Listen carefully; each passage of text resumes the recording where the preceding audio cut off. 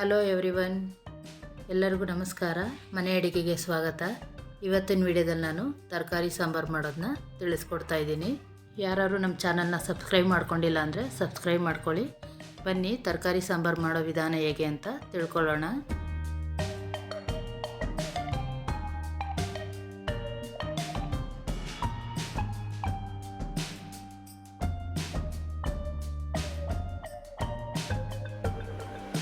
ಇಲ್ಲಿ ನಾನೀಗ ಒಂದು ಚಿಕ್ಕ ಕುಕ್ಕರ್ ತೊಗೊಂಡಿದ್ದೀನಿ. ಅದಕ್ಕೆ ಒಂದು 2 ಲೋಟ ಆಗೋಷ್ಟು ದೊಡ್ಡ ಲೋಟದಲ್ಲಿ ನೀರನ್ನ ಮಳ್ಳಕ್ಕೆ ಇಟ್ಕೊಂಡಿದ್ದೀನಿ. ನೀರು ಸ್ವಲ್ಪ ಬಿಸಿಯಾಗಲಿ. ನೀರು ಬಿಸಿಯಾಗೋಷ್ಟರಲ್ಲಿ 1 ಕಪ್ ಆಗೋಷ್ಟು ತೊಗರಿಬೇಳೆನ ತೊಗೊಂಡಿದ್ದೀನಿ. ಅದು ಚೆನ್ನಾಗಿ ವಾಶ್ ಮಾಡಿ ತೊಳೆದಿಟ್ಕೊಳ್ಳೋಣ. ಇಲ್ಲಿ 1 ಕೈ ಮುಷ್ಟಿ ಆಗೋಷ್ಟು ಹೆಸರು ಕಾಳನ್ನ ತೊಗೊಂಡಿದ್ದೀನಿ. ಅವೆರಡನ್ನೂ ಹಾಕಿ ವಾಶ್ ಮಾಡಿ ಇಟ್ಕೋಬೇಕು. ಈಗ ಬಿಸಿನೀರು ಕೂಡ ಬಿಸಿಯಾಗಿದೆ, ಚೆನ್ನಾಗಿ ಮಳ್ತಾ ಇದೆ ಕೂಡ. ಈ ಬಿಸಿ ನೀರು ಮಳ್ತಾ ಇರೋ ನೀರಿಗೆ ನಾವು ತೊಗರಿಬೇಳೆ ಮತ್ತು ಹೆಸರುಗಳು ತೊಳ್ಕೊಂಡಿದ್ವಲ್ಲ ಅದನ್ನು ಹಾಕ್ಕೊಳ್ಳೋಣ.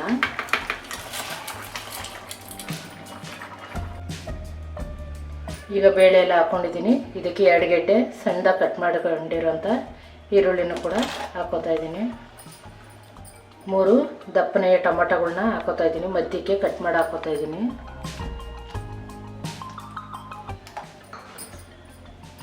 ಅದ್ರ ಜೊತೆ 5 ಹಸಿಮೆಣ್ಸಿನ್ಕಾಯಿನೂ ಕೂಡ ಹಾಕ್ಕೊಂಡು, ಈಗ ಎಲ್ಲ ಈರುಳ್ಳಿ ಟೊಮೊಟೊ ಮತ್ತು ಹಸಿಮೆಣ್ಸಿನ್ಕಾಯಿ ಜೊತೆಗೆ ನಾನು ಗೆಡ್ಡೆಕೋಸನ್ನ ಕಟ್ ಮಾಡ್ಕೊಂಡಿದ್ದೀನಿ. ಆ ಗೆಡ್ಡೆಕೋಸನ್ನು ಕೂಡ ಹಾಕ್ಕೋತಾ ಇದ್ದೀನಿ.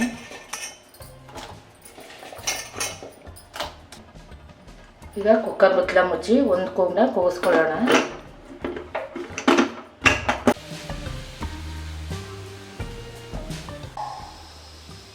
ಈಗ ಕುಕ್ಕರ್ ವಿಷಲ್ ಕೂಡ ಆಗಿದೆ, ವಿಷಲು ಕೂಡ ಬಿಟ್ಟಿದೆ.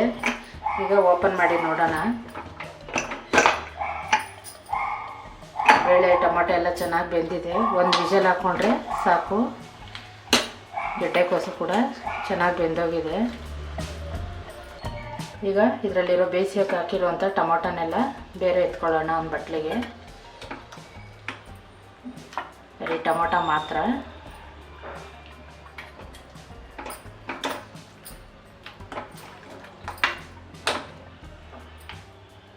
ಈಗ ಇದನ್ನೆಲ್ಲ ಸೌಟಲ್ಲಿ ನಾವು ಟೊಮೊಟೊನ ಮ್ಯಾಶ್ ಮಾಡ್ಕೋಬೇಕು.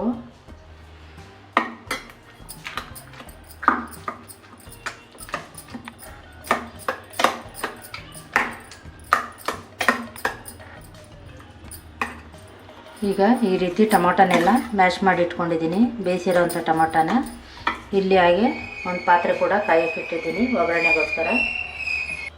ಇಲ್ಲೀಗ ಪಾತ್ರೆ ಕೂಡ ಕಾದಿದೆ. 1-2 ಕಪ್ ಆಗೋಷ್ಟು ಎಣ್ಣೆನ ಹಾಕೋತಾ ಇದ್ದೀನಿ. ಎಣ್ಣೆ ಸ್ವಲ್ಪ ಬಿಸಿಯಾಗಲಿ.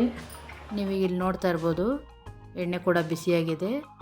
ಬಿಸಿಯಾಗಿರೋಂಥ ಎಣ್ಣೆಗೆ 1 ಟೇಬಲ್ ಸ್ಪೂನ್ ಸಾಸಿವೆ, ಅರ್ಧ ಟೇಬಲ್ ಸ್ಪೂನ್ ಜೀರಿಗೆ, 2 ಒಣಮೆಣ್ಸಿಕಾಯಿ, ಜೊತೆಗೆ ಜಜ್ಜಿರೋ ಅಂಥ 1 ಬೆಳ್ಳುಳ್ಳಿ, ಇವಿಷ್ಟನ್ನು ಹಾಕ್ಕೊಂಡು 1 ಸೆಕೆಂಡು ಚೆನ್ನಾಗಿ ಫ್ರೈ ಮಾಡ್ಕೋಬೇಕು.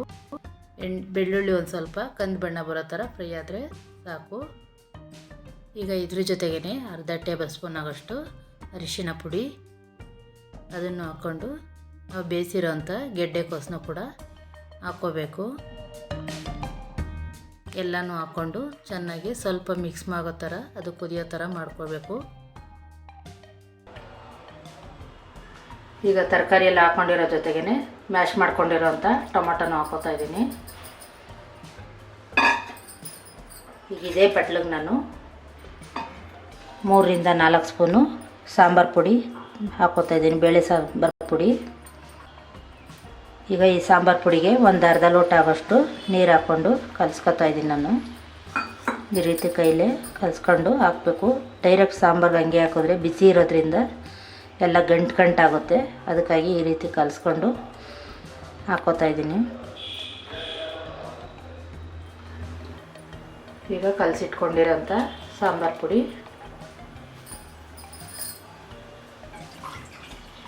ನೀರು ನಮ್ಗೆ ಎಷ್ಟು ಬೇಕೋ ಅಷ್ಟು ಹಾಕೋಬೋದು. ತುಂಬ ತೆಳ್ಳಗೆ ಮಾಡ್ಕೊಳಬಾರ್ದು, ಗಟ್ಟಿಗೆ ಇದ್ದರೆ ತುಂಬ ಚೆನ್ನಾಗಿರುತ್ತೆ.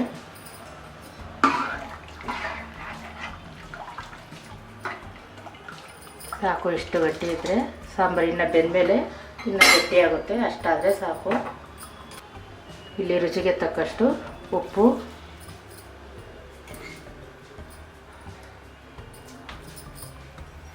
ಲಾಸ್ಟಲ್ಲಿ ಸ್ವಲ್ಪ ಕೊತ್ತಂಬರಿ ಸೊಪ್ಪನ್ನ ಹಾಕಿ ಮಳ್ಳಕ್ಕೆ ಇಡ್ತಾಯಿದ್ದೀನಿ. ಇದು ಒಂದು 5 ನಿಮಿಷ ಕಾಲ ಮಳ್ಳಬೇಕು ಮತ್ತು ಬೇಯಬೇಕು ಚೆನ್ನಾಗಿ. ಆವಾಗ ಇದನ್ನು ನೋಡೋಣ ಬನ್ನಿ. ಈಗ ಸಾಂಬಾರು ತುಂಬಾ ಚೆನ್ನಾಗಿ ಮಳ್ತಾ ಇದೆ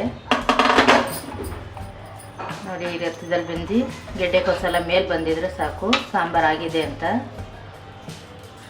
ಬೇಳೆ ತರಕಾರಿ ಎಲ್ಲ ಚೆನ್ನಾಗಿ ಬೆಂದಿದೆ, ಸಾಂಬಾರು ಕೂಡ ಘಮ ಘಮ ಅಂತ ಇದೆ. ನೀವೀಗ ನೋಡ್ತಾ ಇರ್ಬೋದು ಗೆಡ್ಡೆಕೋಸಿನ ಸಾಂಬಾರು ರೆಡಿಯಾಗಿದೆ. ಇದು ಅನ್ನ, ಮುದ್ದೆ, ದೋಸೆಗೆ ತುಂಬಾ ಚೆನ್ನಾಗಿರುತ್ತೆ. ತುಂಬ ಕಡಿಮೆ ಸಮಯದಲ್ಲಿ ಮಾಡ್ಕೋಬೋದು. ಈ ವಿಡಿಯೋ ನಿಮಗೆ ಇಷ್ಟ ಆಗಿದರೆ ಲೈಕ್ ಮಾಡಿ, ಶೇರ್ ಮಾಡಿ, ಕಮೆಂಟ್ ಮಾಡಿ. Thank you friends.